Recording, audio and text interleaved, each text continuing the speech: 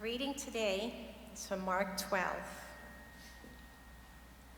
verses 38 through 44.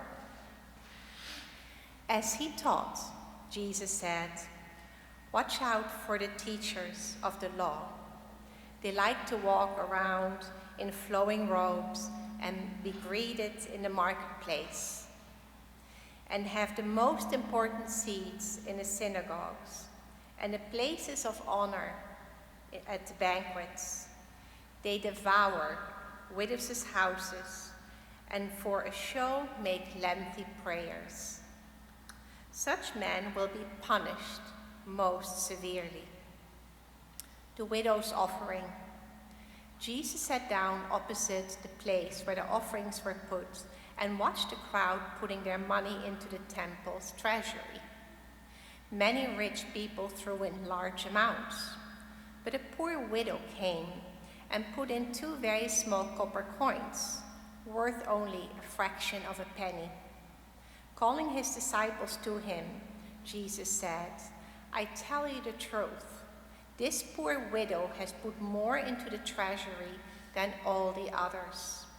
They all gave out of their wealth, but she, out of her poverty, put in everything, all she had to live on." The word of God for the people of God. Thanks be to God. Amen.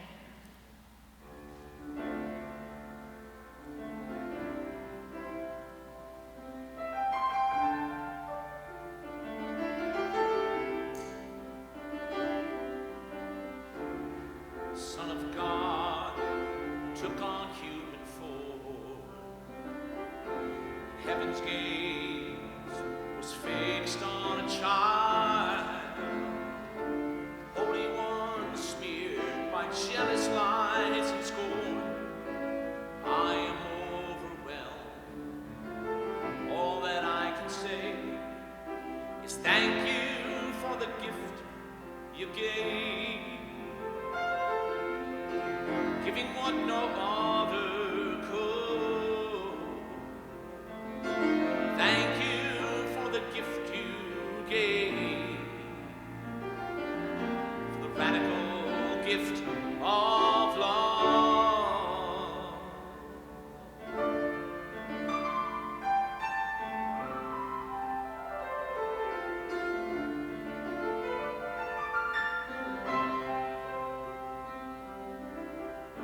Son of God, nailed on the cross, tender heart was broken for my sin, loving face marked with blood and tears and dust. I am overwhelmed. All I can say is thank you for the price you paid. Paying what no other could. Thank you for the price you paid, for the terrible cost of love.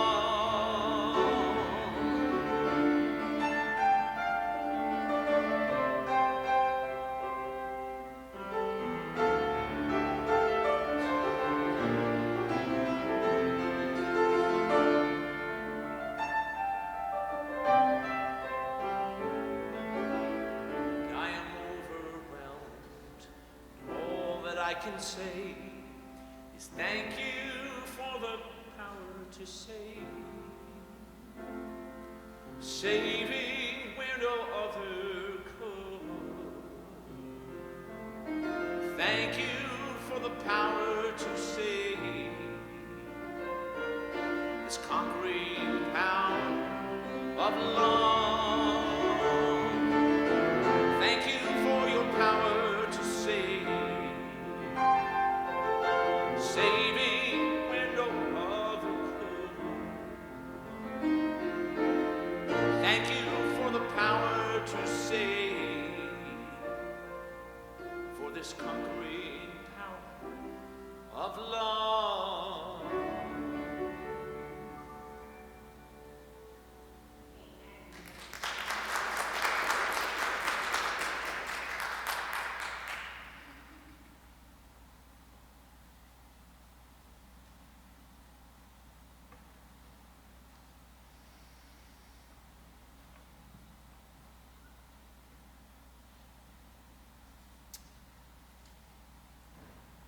When voters who picked the winner of the election this last week were asked what the top reason was for their vote, they said immigration.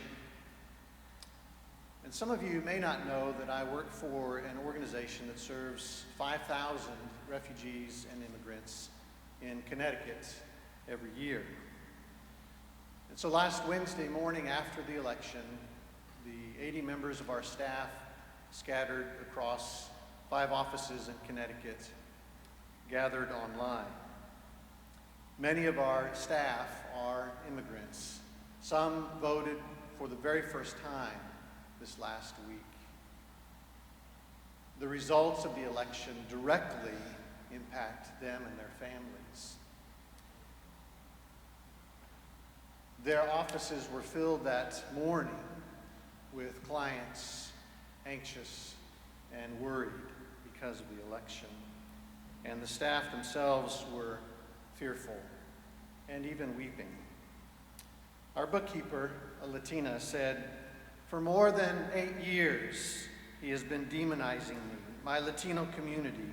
I am sad, I am angry, I feel hopeless because I have come to the realization that our America the Beautiful has more hate for me than I could have anticipated." One of our site supervisors, Bettina, became a U.S. citizen this year. Her family fled to the United States in 2000 to escape oppression. She was a skilled nurse in her country of origin, but was unable to work as a nurse here, so she served food, she delivered newspapers, she earned certificates in health care, and it took 24 years to gain her citizenship. And online Wednesday, she said, "I just don't know what to do for myself and my family, for my clients. What stands against us feels overwhelming, impossible to stop, impossible to stop." Our text this morning is about something, someone that also feels overwhelming, impossible to stop, larger than life, a movement, a force that could hardly be reckoned with, especially for the widow in this story. Notice these descriptions that are intentionally piled on top of each other regarding the overwhelming, larger than life forces standing against her.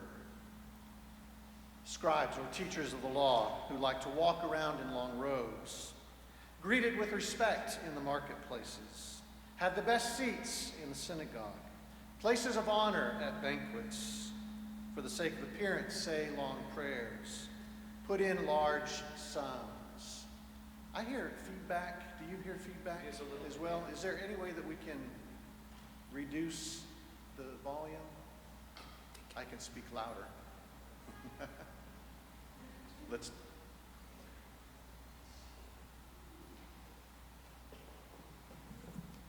Well, maybe it's that.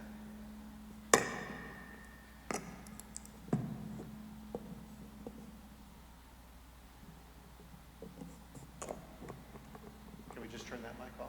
Yeah, I'm looking for the way to do that.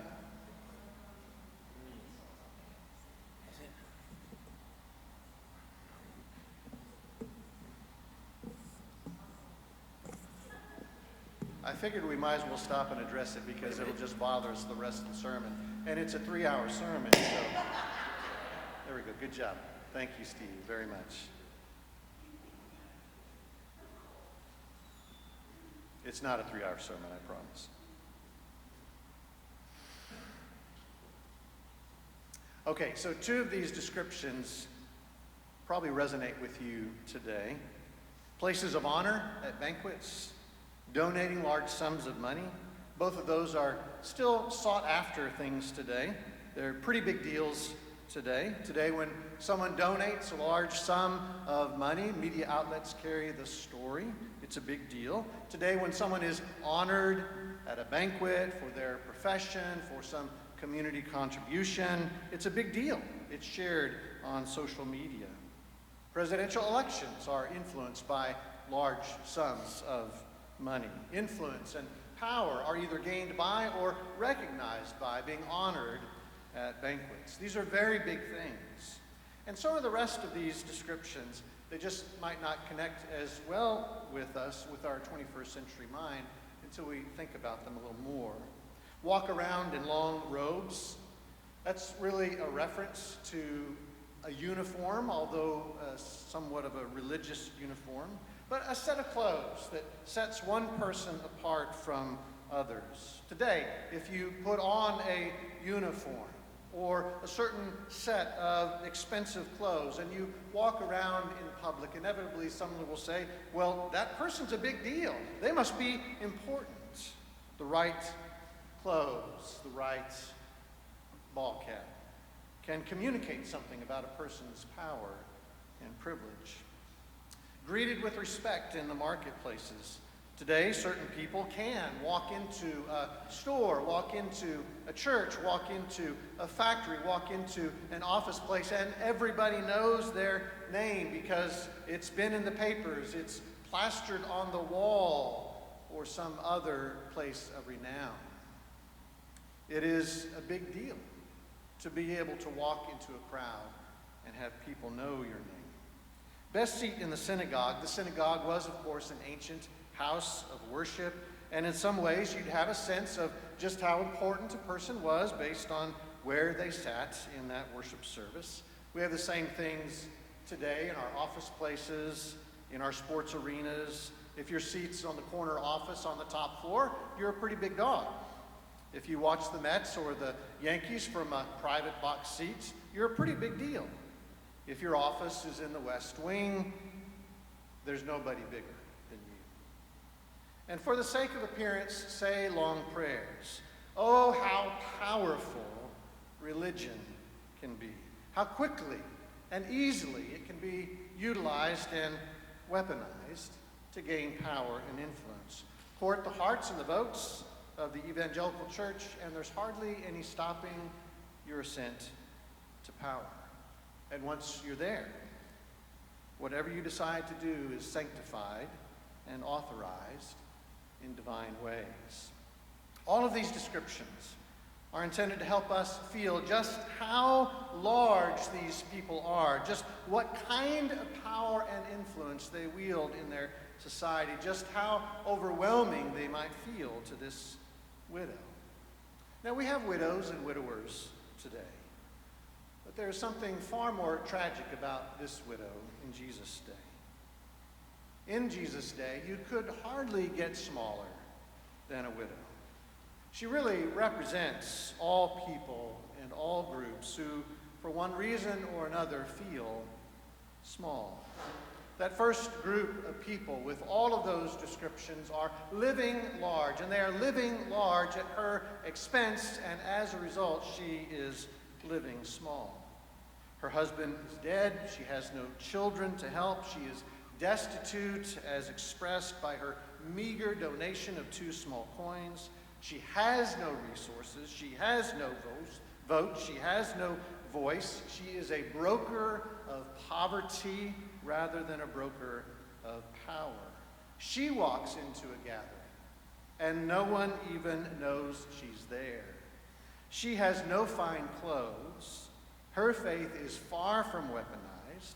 She can't even get into the best places, much less have the best seats in those places.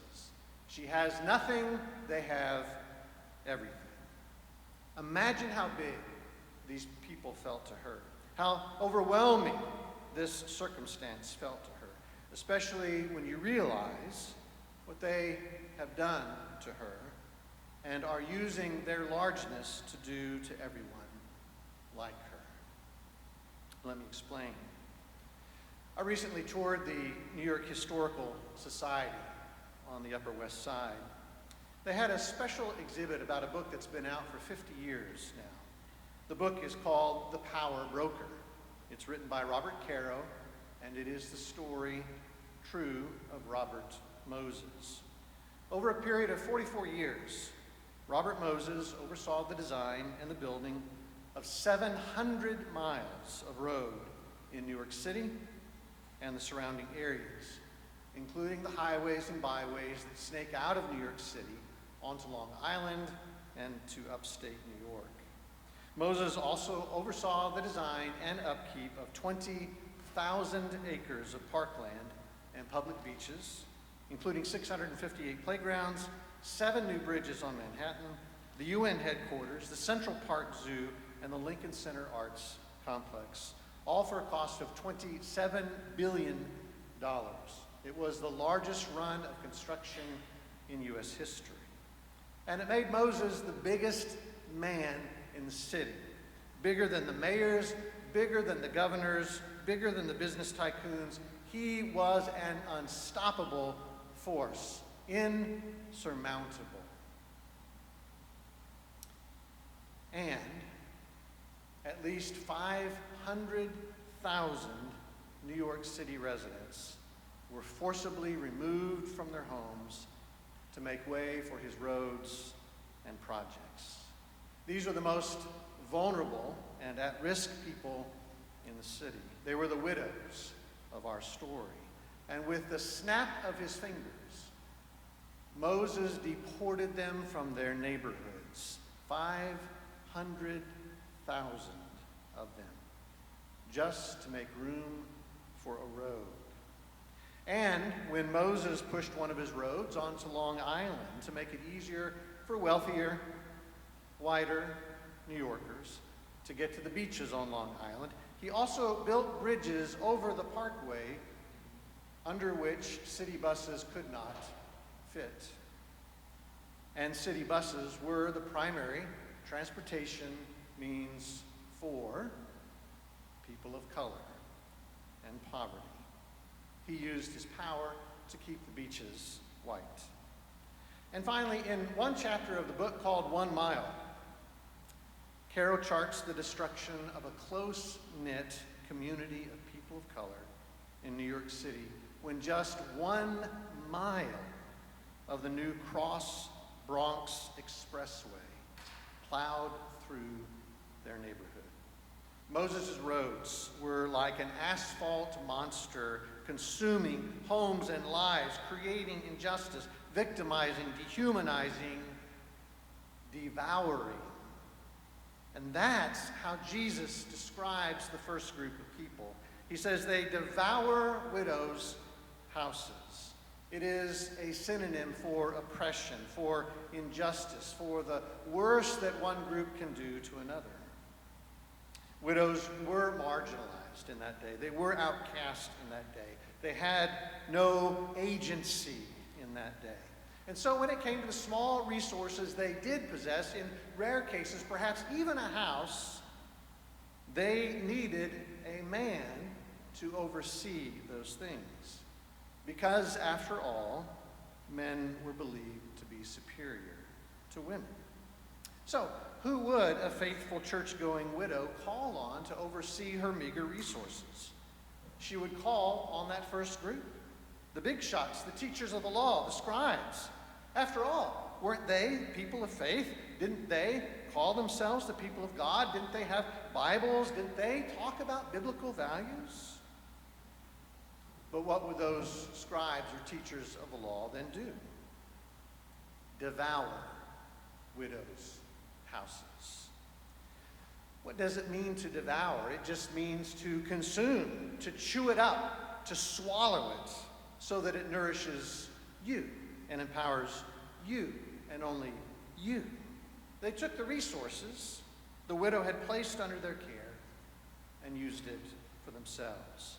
All the while saying long prayers, walking around in flowing robes, booking the best seats at the biggest events, donating large sums of money, and being honored at banquets and galas. That's why the widow only has 2 small coins. It's not that she was that destitute. It's that they made her that destitute. Those 2 coins were all that was left after those big shots devoured everything else she had. Can't you hear her saying what Bettina said? I just don't know what to do. What stands against us feels overwhelming, impossible to stop. Which leads us to the closing scene. The scene is something like what we've done here this morning, the passing of the trays at church. And all the people who are such a big deal are dropping $100 bills and writing checks for thousands of dollars and making sure that everyone nearby in the pew next to them can see their large sums, because it is all about power. It is all about privilege at the expense of others. And finally, the collection trays get to the very last pew in the church building. And there, all by herself, ignored in the passing of the peace, in a grandma dress from a thrift store, threadbare and too thin for this November chill, is the widow. Some of those people who are such a big deal near the front of the church dropping $100 bills were the very ones she turned to when she needed help. And what did they do? They devoured her house. They consumed it like an appetizer at a 7-course meal. But this widow is someone pretty special. She could be bitter and angry and just go quietly into the night, leave the country. She could be fearful and just throw up her hands, give up on any good work she's hoped to do.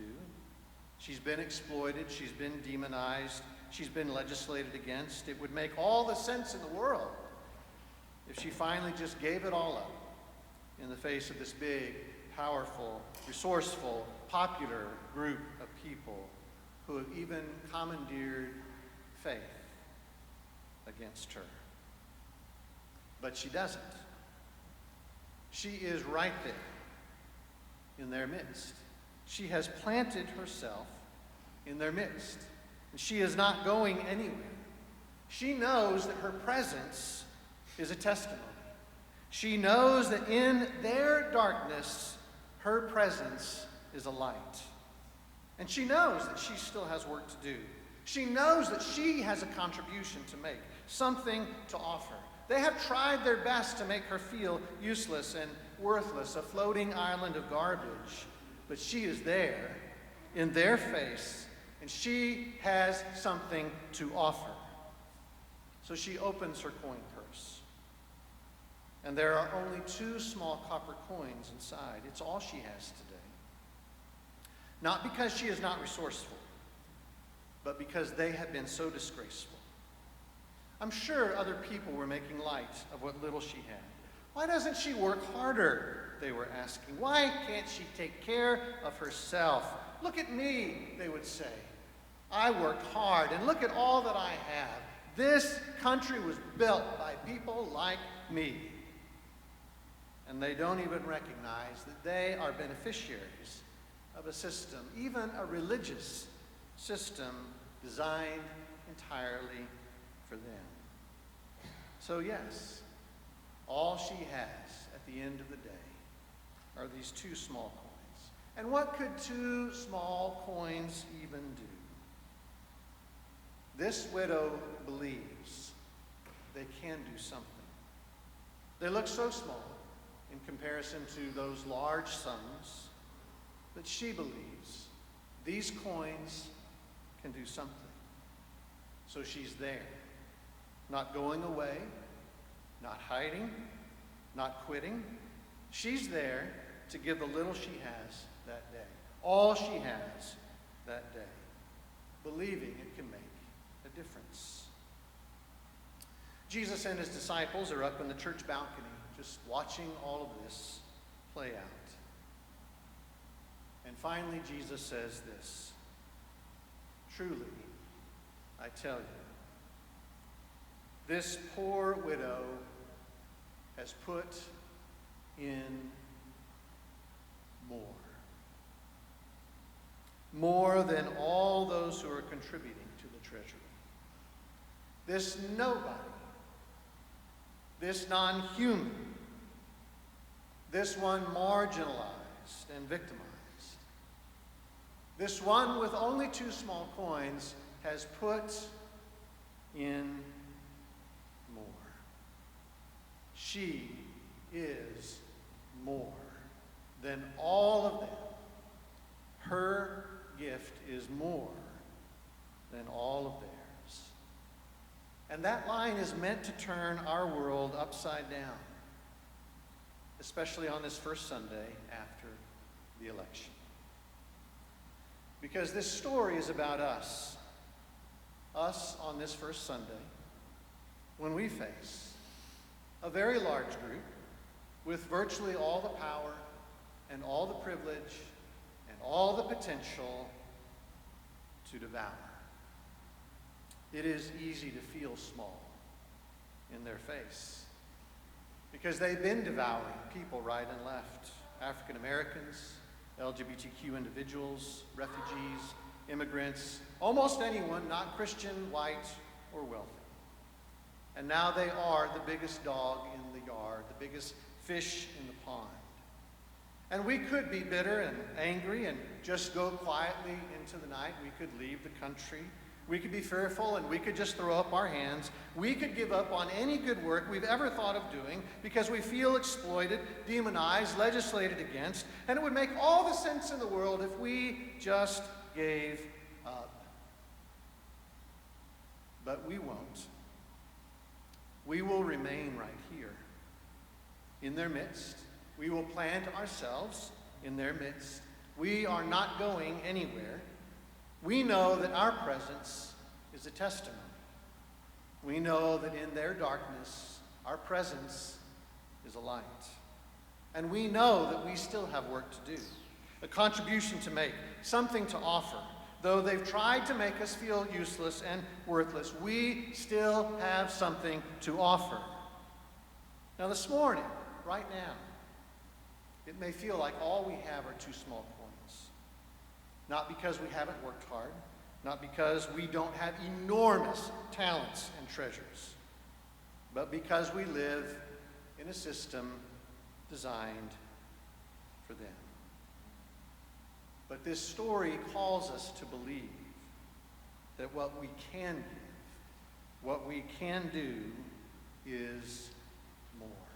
It is more than we can fathom. It is more than we could hope. I can't tell you what to do, what to give, how to respond, but I can tell you it will be more. More than you could ever imagine. More than you could ever hope.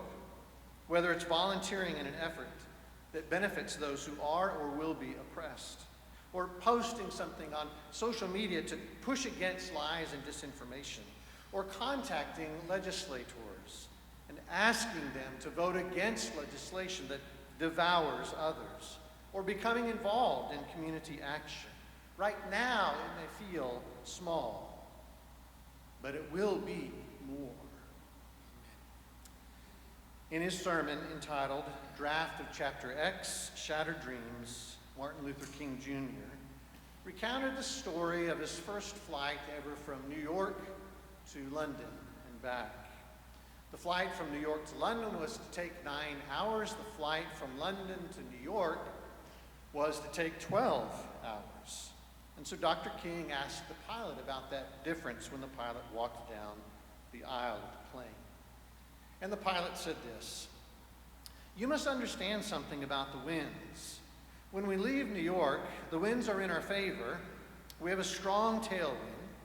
When we return to New York from London, the winds are against us. We have a strong headwind. Don't worry, though. These 4 engines are capable of battling the winds. And even though it takes 3 hours longer, we will get to New York." King went on to write this: "Well, life is like this. There are times when the winds are in our favor, moments of joy, moments of great triumph, moments of fulfillment. But there are times when the winds are against us, times when strong headwinds of disappointment and sorrow beat unrelentingly upon our lives. We must decide whether we will allow the winds to overwhelm us or whether we will journey safely across the mighty Atlantic with our inner spiritual engines equipped to make the journey. This refusal to be stopped, this courage to be, this determination to go on living in spite of, is God in us. He who has made this discovery knows that no burden can overwhelm him.